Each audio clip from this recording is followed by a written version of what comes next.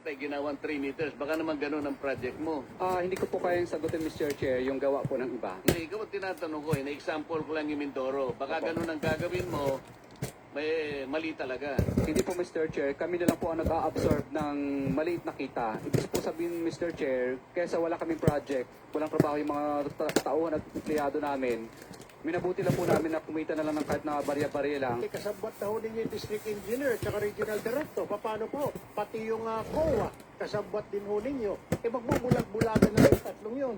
I don't think 2% lang po ang kinikita nyo dito, 3%. Magpapakandahirap kayo, 2 to 3%. Kakayanin ba ng 2 to 3% yung mga sasakyan na binili nyo na pagkadami-dami po? I mean, that's way, unbelievable. Your Honor, kaya po. Dahil 23 years naman po namin pinaghirapan po yun. Umutang umano ang mag-asawang Diskaya sa ilang mga taga-DPWH dahil na-freeze na nila ang kanilang bank account. Noong isang araw lang, nagsauli umano ng pera ang isang June. Driver ni Eduardo Virgilio, DPWH Regional Director ng Region 5. Itinanggihan ni Virgilio sa giit na James ang pangalan ng driver niya. Ipapatawag sa Senate hearing ang driver ng DPWH Regional Director. Mag-freeze ng bangko ang mga account namin kahit wala pang court orders ng AMLAC. Mukhang naramdaman niya na magsasalita na ako kaya sinauli po niya yung 25% plus party fees, kulang pa nga. Maliban kay Virgilio, nasa pagdinig din si dating DPWH District Engineer Henry Alcantara. Pareho nilang itinanggi ang akusasyon ni Diskaya. I never went to that office, and I categorically say that those allegations mentioned by Mr. Vizcaya, I did not receive those. I awarded to him last year one project, and that's a road project. Ang tanong, pwede bang maging state witness ang mag-asawang Diskaya? Pwede, sabi ni Justice Secretary Crispin Remulla, pero may mga kondisyon bukod sa dapat mapatunayan na hindi sila ang most guilty. Parang first principle na gagawin natin dito. Kung meron silang nakuhang perang hindi dapat, isauli nila sa Republika. Yun naman ang first condition natin dati. Di ba? You don't walk off laughing at the system because you enrich yourself and got away with the crime. You give it back to the state where it rightfully belongs before you can even be considered for immunity. Yun talaga ang whistleblower act. We have to work on those benefits.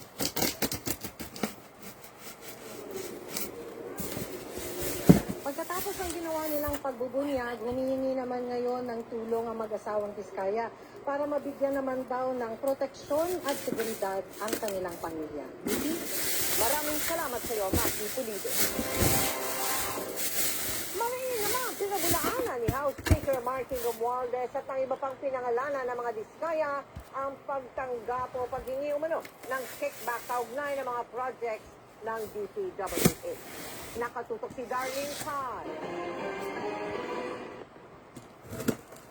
Tinawag na kasinungalingan ni House Speaker Martin Romualdez ang mga pahayag ng mag-asawang Curly at Sara Diskaya na nagdarawit sa kanya sa mga maanumalyang flood control projects. Sa isang pahayag, sinabi ni Romualdez na mali, malisyoso at pawang name dropping lang ang ginawang pagbanggit sa kanya sa sworn affidavit ng mga Diskaya. Pagpalag ni Romualdez, kahit kailan hindi siya tumanggap at hindi tatanggap ng suhol mula sa kahit kanino dahil wala raw kakayanan ng sinuman na manuhol sa kanya.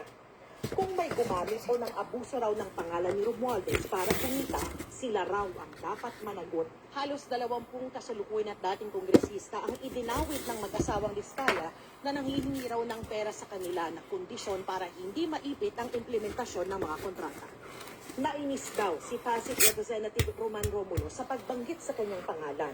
So sa totoo, hindi man ako nakikialam sa bidding, pero siguro dahil nga doon na hindi ako nakikialam ng bidding, tapos sa totoo, marami pang ibang factors, ay madali niyang masabi. Pero again po, no, hindi po totoo ang mga sinabi niya.